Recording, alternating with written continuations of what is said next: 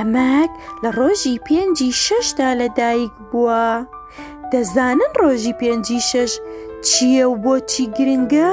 ڕۆژی 5/6 دەکاتە ڕۆژی جیهانی ژینگە.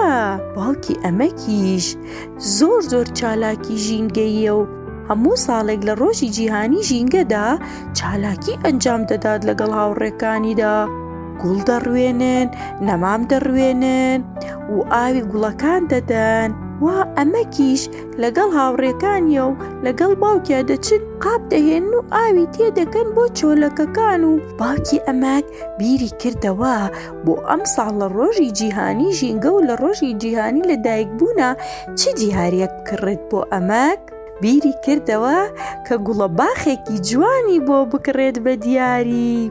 باوکی ئەمەک گوڵە باخێکی سووری بۆ کڕی و بردیەوە بۆ ماڵەوە بە دیاری بۆ ئەمەک.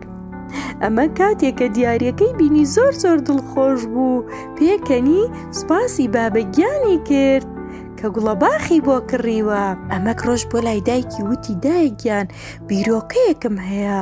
دایکی وتی بڵێ گیانەکەم.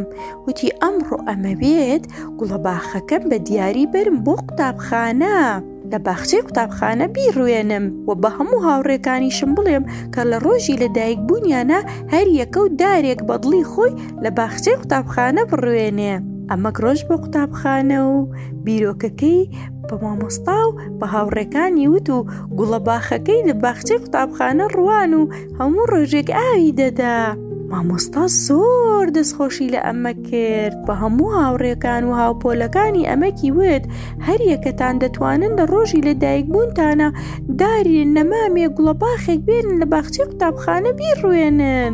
ئەمە وای لێ هات هەموو مناڵێک و هەموو خوێندکار و مامۆستایەک لە ڕۆژی لەدایک بوونیە دارێکیان ئەڕوان. دواتر بیرۆکەکەی ئەمەک بە هەموو شارەکەدا بڵاو بۆ و هەر یەکە و لە ڕۆژی لەدایک بوونیە گوڵێکی دەڕوان لە باخچەی شار. ئەمەندە گوڵ ڕوا بوو، ئەمەندە گوڵ ڕوا بوو، هەموو شارەکەی ئەمەک پڕ بوو لە گوڵە باخ و گوڵی سوور و زەرد و ساوز. بۆیە شارەکەی ئەمەک ناونرا شاری گوڵەکان.